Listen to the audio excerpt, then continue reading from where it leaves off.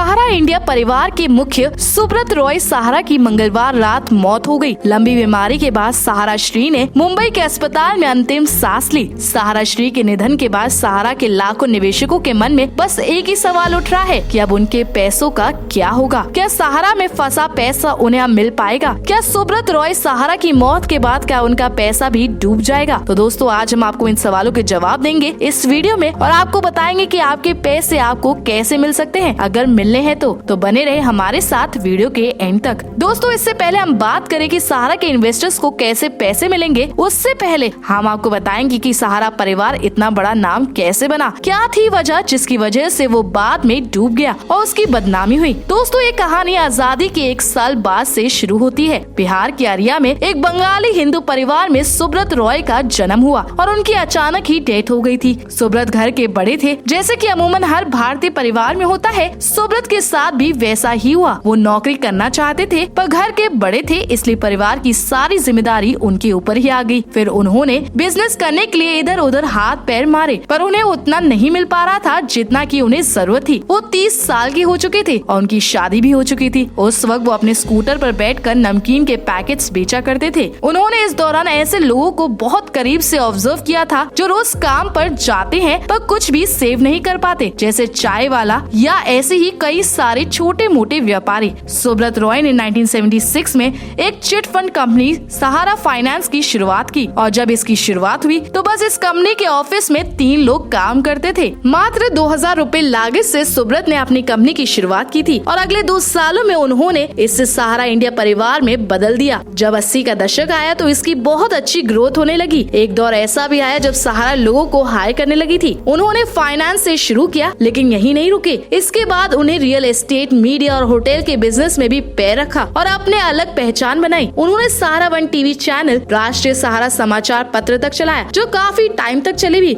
उन्होंने लंदन और न्यूयॉर्क जैसे शहरों में अपने होटल खोले। उन्होंने रियल एस्टेट और हाउसिंग कॉर्पोरेशन भी खोले थे। उस वक्त वो अपने करियर के चरम पर थे। 1996 में सहारा कैसे काम कर रहा है उस पर कुछ सवाल उठे थे पर इस बात को वहीं दबा दिया गया था क्योंकि मीडिया उस वक्त सहारा और सुब्रत रॉय के बारे में सिर्फ वही चीजें दिखाता था जो अच्छी हैं। 2000 तक सहारा के पास करोड़ों की संख्या में डिपॉजिटर्स थे। 2002 में भारत क्रिकेट टीम को बीसीसीआई को स्पॉन्सर करना शुरू कर दिया था। अब भारतीय खिलाड़ियों की नीली जर्सी पर सहारा इंडिया का लोगो होता था। 2002 के बाद यहाँ बहुत सी गड़बड़ होना शुरू होने लगी थी। उन्हें तरह तरह की स्कीम्स बताई जाती थी कि आप अगर इसमें इन्वेस्ट कर देंगे तो आपके पैसे 2 गुने हो जाएंगे और ये तब हुआ करता था जब लोगों का ऑलरेडी इन्वेस्टेड पैसा मैच्योर होने वाला होता था। पर लोगों को सहारा के ऊपर इतना भरोसा था कि वो पैसे फिर से इन्वेस्ट कर देते थे। अगर आंकड़ों की माने तो उस वक्त सहारा की नेटवर्थ 32,000 करोड़ रुपए थी और 7 लाख एम्प्लॉयज थे जो सहारा के साथ काम करते थे। सहारा ने अब लोगों से कहा कि वो एजेंट को अपना पैसा ना दे बल्कि वो खुद सहारा के ऑफिस में जाकर खुद से पैसा जमा करें। पर ऐसा तब लोगों के लिए पॉसिबल नहीं था। जो सहारा के इन्वेस्टर्स थे वो खुद से पैसा खर्च करके सहारा के ऑफिस पैसा जमा नहीं कर सकते थे। जब वो ऐसा नहीं करते थे तो सहारा उन्हें नोटिस भेज देता था कि आपका पैसा जब्त कर लिया जाएगा। ये वो समय था जब लोगों का भरोसा सहारा से उठने लगा था। जब लोगों ने अपना पैसा मांगा तो उन्हें उनका पैसा नहीं दिया जाता था। 2010 में इनके खिलाफ 2 शिकायतें आई थी, इसलिए लोगों का शक बढ़ गया था। सेबी ने 2011 में Sahara Indian Real Estate Corporation Limited और Sahara Housing Investment Corporation Limited को निवेशकों से जुटाए गए धन को वापस करने का आदेश दिया था। जब ये मामला उच्चतम न्यायालय में पहुंचा तो उच्चतम न्यायालय ने 31 अगस्त 2012 को सेबी के निर्देशों को बरकरार रखा और सहारा को इन्वेस्टर से लिए गए धन को 15% ब्याज के साथ वापस करने के लिए कहा गया था। सहारा को निवेशकों को रिफंड के लिए सेबी के पास 24,000 करोड़ रुपए जमा करने के लिए कहा गया। सहारा ग्रुप की ओर से हमेशा इन आरोपों को खारिज किया जाता रहा। कंपनी ने ये भी कहा कि कोर्ट उसे दोहरा भुगतान करने को कह रहा है क्योंकि वो पहले ही 95% निवेशकों को भुगतान कर चुके हैं, पर इसका इनके पास कोई सबूत नहीं था। और जब इनसे प्रूफ मांगे गए तो इन्होंने सेबी के ऑफिस में 127 ट्रक डॉक्यूमेंट से भरकर भेज दिए क्योंकि उन्हें पता था कि इन कागजों की जांच पड़ताल करने में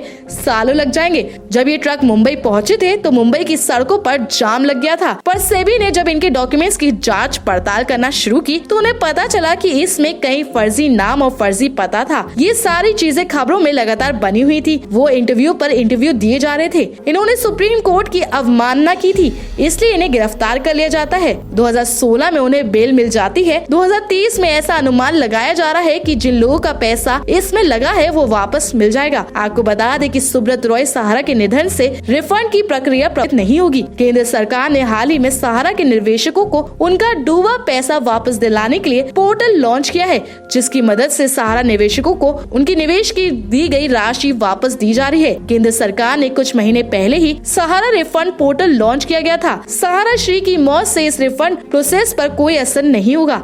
सुप्रीम कोर्ट ने साल 2012 में सहारा निवेशकों को राहत देते हुए उनके पैसे ब्याज समेत वापस करने का आदेश दिया था। सुप्रीम कोर्ट के फैसलों के लाभ लगभग 3 करोड़ निवेशकों को मिलेगा। कोर्ट के आदेश के बाद केंद्र सरकार ने सहारा रिफंड पोर्टल लॉन्च किया। इस पोर्टल के जरिए सहारा के निवेशकों को उनका पैसा वापस किया जा रहा है। दोस्तों, उम्मीद है आपको समझ में आ गया होगा कि आपका पैसा कैसे मिलेगा। अगर आपको आज की हमारी जानकारी अच्छी लगी हो तो इसे लाइक और शेयर करना ना भूलें।